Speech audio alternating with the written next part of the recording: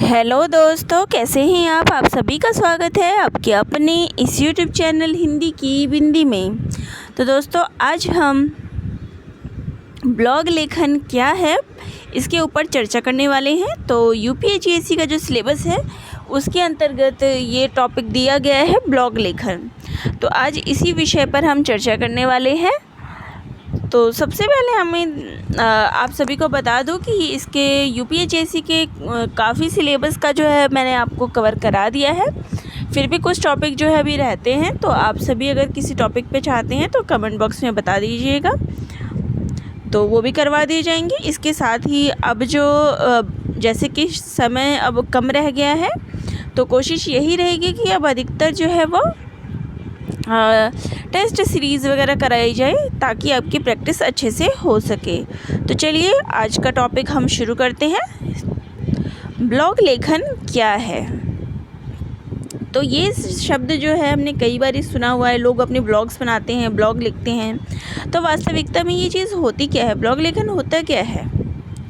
तो जब व्यक्ति किसी खास विषय पर कोई लेख लिखता है और इसे किसी वेबसाइट पर प्रकाशित करवाता है, तो इसे ही ब्लॉग लेखन कहते हैं। तो जैसे कि अब कुछ समय से हम देख रहे हैं कि जो इंटरनेट की सुविधा है, जो वेबसाइट पर लोगों का आना जाना है, वो बहुत ही ज़्यादा हो गया है। पहले क्या करते थे लोग कि मैगज़ीन्स में पत्र पत्रिका, अखबार इत्यादि लोग पढ़ते थे। तो लोगों के आकर्षण का जो केंद्र था वो था, लोग उसके माध्यम से पढ़ना पसंद करते थे। लेकिन जैसे जैसे हम डिजिटल माध्यमों से जुड़ते गए, मोबाइल लैपटॉप से जुड़ते गए हैं, लोगों का ध्यान इसी पर चला गया है और सभी लोग चाहते हैं कि सारी सुविधाएं इसी पर मिले। तो इसी प्रकार से जो लोग हैं वो भी इस पर लिखते हैं। तो ब्लॉग जो है इसी तरह की एक सेवा है जहाँ पर लोग क्या करते हैं, अपना लेख लिखते हैं। तो अगर किसी वेबसाइट पर कोई भी व्यक्ति किसी भी प्रकार से लेख लिखता है और किसी वेबसाइट पर प्रकाशित करे, तो इसे ब्लॉग लेखन कहा जाता है।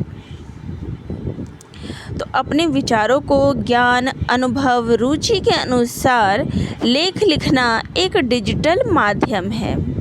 तो ये ब्लॉग जो है वो एक डिजिटल माध्यम है। तो यहाँ पर एक प्रश्न ये भी बन जा सकता है कि ब्लॉग क्या है? तो अपने विचारों को जब किसी डिजिटल माध्यम के थ्रू हम लिखते हैं तो उसको कहेंगे ब्लॉग। ब्लॉग बनाने के लिए व्यक्ति को ना तो किसी की अनुमति की आवश्यकता होती है, ना ही किसी समय सीमा की, उम्र या किसी शैक्षणिक योग्यता की आवश्यकता होती है। यानी कि ब्लॉग कोई भी व्यक्ति बना सकता है, इसके लिए किसी भी प्रकार की योग्यता की आवश्यकता नहीं होती। ब्लॉग बनाना और इससे पैसा कमाना बहुत आसान है। यानी कि ब्लॉग बना के हम सिर्फ अपना मनोरंजन ही नहीं करते हैं, इससे पैसा भी कमाया जा सकता है। पहले लोग मैगज़ीन, अखबार, पत्रिका इत्यादि के माध्यम से पढ़ा करते थे। उसकी जगह अब ब्लॉग ने ले ली है, जिसे पढ़ने के लिए लोग मोबाइल, लैपटॉप, कंप्यूटर जैसे उपकरणों का प्रयोग करते हैं। तो पहले क्या था, डिजिटलाइजेशन का इतना अच्छा प्रयोग नहीं था, लोग इसका प्रयोग नहीं करते थे। लेकिन जैसे जैसे इस उपकरणों का प्रयोग बढ़ा है, लोग इसकी तरफ आकर्षित हुए हैं, तो इसको बनाने वाले भी बहुत आकर्षित हैं। तो लोगों ने अब ब्लॉग बना दिए हैं जिस पर आप अलग अलग चीज़ें, अपनी ज़रूरत की चीज़ें जो है वो पढ़ सकते हैं।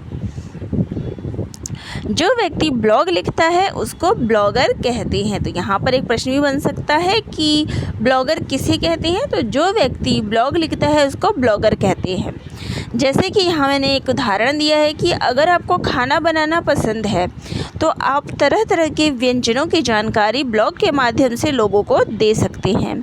इसी प्रकार से किसी व्यक्ति को अगर घूमना पसंद है तो वो कहीं घूमने गया, वहाँ के जो उसने दृश्य देखे, वहाँ का खान पान कैसा है, रहन सहन कैसा है, कोई भी वर्णन इत्यादि का वो ब्लॉग के माध्यम से कर सकता है। इसी प्रकार से योग के अलग अलग तरीके क्या होते हैं, कौन सा आसन करने से क्या फ़ायदा होगा, इसी प्रकार का विवरण वो दे सकता है। शिक्षा में भी वो किसी भी टॉपिक पे, किसी भी विषय पे वो शिक्षा उसमें चर्चा कर सकता है।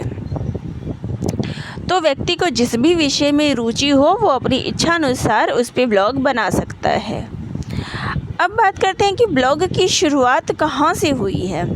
तो इसके विषय में जो है कोई विस्तृत जानकारी तो उपलब्ध नहीं है कि यहीं से इसकी शुरुआत हुई है, परंतु कुछ जो जानकारी मिली है उसके अनुसार पहली चीज़ जो आई है वो है 1994 में जस्टिन हॉल ने सबसे पहले इस शब्द का प्रयोग किया था 1994 में।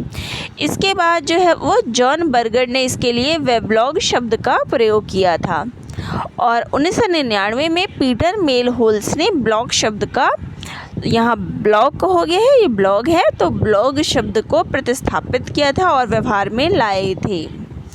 और जो भारत में कब आया था, तो भारत में ये सन 2002 के बाद आया था।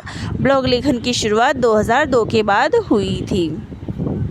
शुरुआत में जो है हिंदी फ़ॉन्ट नहीं था, तो लोगों को जो है अंग्रेज़ी माध्यम से अपना ब्लॉग लिखना पड़ता था, लेकिन जैसे ही मंगल फ़ॉन्ट और यूनिकोड के आने से लोग अलग अलग भाषाओं में ब्लॉग लिखने लगे। तो सन 2002 के बाद भारत में आया है और इसमें भी था कि पहले हिंदी फ़ॉन्ट नहीं था, लेकिन जब यूनिकोड आया और मंगल फ़ॉन्ट आया तो इसके बाद हिंदी के आने से, हिंदी फ़ॉन्ट के आने से जो इसमें कहते हैं बाहर सी आ गई। और उसके बाद तरह तरह के जो है ब्लॉगों के लिए, लोगों के लिए बहुत ही आसान हो गया ब्लॉग लिखना। वो अपनी मर्ज़ी की जिस भी भाषा में उनको पसंद है उसमें वो लिख सकते थे। तो चलिए अब ब्लॉग के प्रकार क्या हैं वो देखते हैं। ब्लॉग के अलग अलग प्रकार होते हैं। तो पहला है शैक्षिक ब्लॉग, दूसरा है मनोरंजन ब्लॉग, व्यावसायिक ब्लॉग, व्यक्तिगत ब्लॉग, पत्र पत्रिकाओं के ब्लॉग और विज्ञापन ब्लॉग। तो शैक्षिक ब्लॉग में हम देखते हैं कि शिक्षा संबंधी जो ब्लॉग्स होते हैं, एजुकेशनल ब्लॉग हम कहते हैं, उसमें शिक्षा संबंधी जानकारी प्रदान की जाती है। मनोरंजन ब्लॉग जिसमें मनोरंजन से संबंधित चीज़ें दी जाती है। व्यावसायिक ब्लॉग यानी कि जो प्रोफेशनल लोग होते हैं, वर्क बिजनेस वाला जो होता है, बिजनेस रिलेटेड जो भी चीज़ें होती है वो व्यावसायिक ब्लॉग के अंतर्गत आते हैं।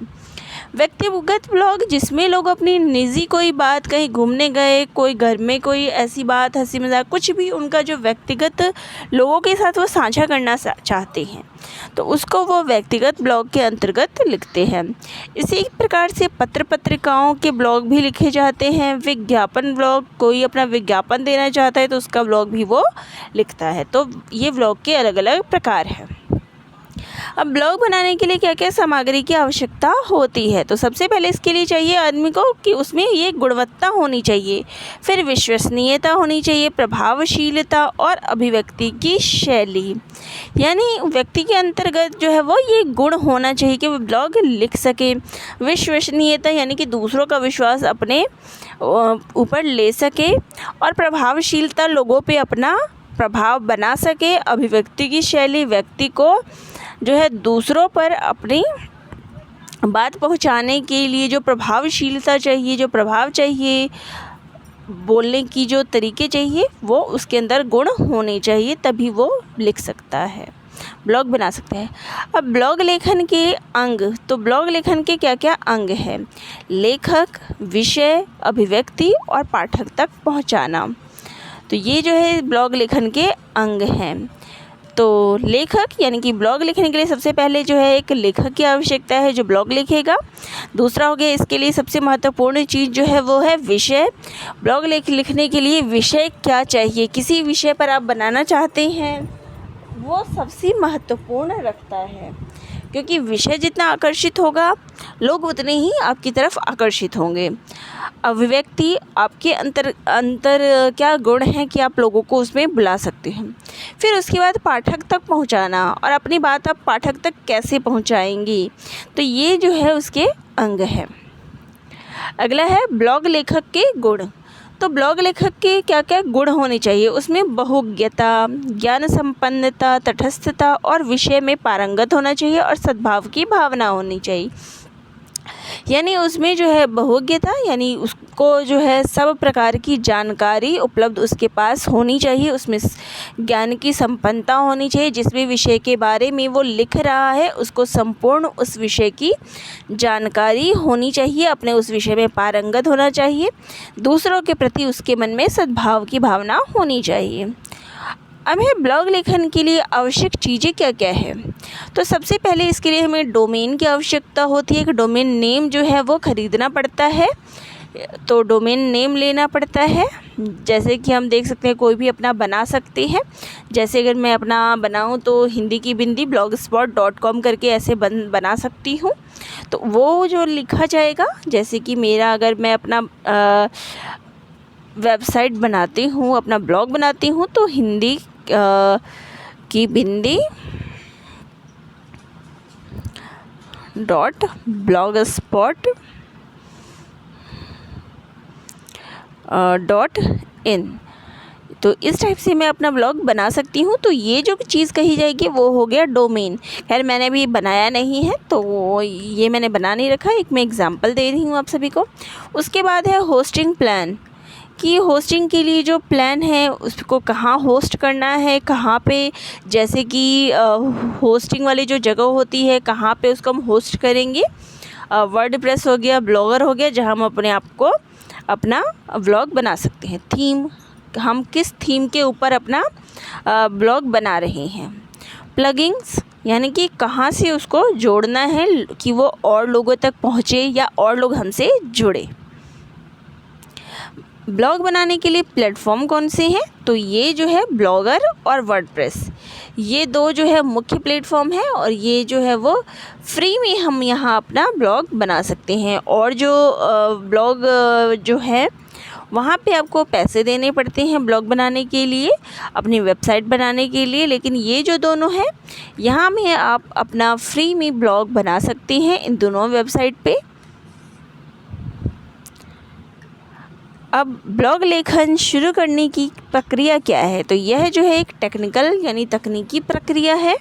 इसके लिए आपको एक डोमेन नाम की आवश्यकता होती है, यानी ब्लॉग जो डोमेन नेम, जैसे कि मैंने आपको उदाहरण दिया था कि हिंदी की बिंदी blogspot.com, उस शीर्षक को जैसे आपको रजिस्टर्ड कराना होगा। उसके बाद वह किसी सर्वर से जोड़ना पड़ता है, यानी कि सर्वर यानी हो गया होस्टिंग करनी पड़ती है, जैसे कि वर्डप्रेस हो गया या ब्लॉगर पे जाके हम उसको होस्ट कर सकते हैं।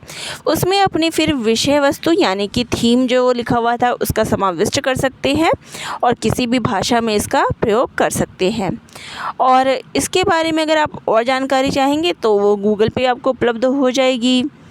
और इसके बाद जो है वो कुछ जो है इसमें सेवाएं भी देते हैं, इसमें पैसे देने पड़ते हैं।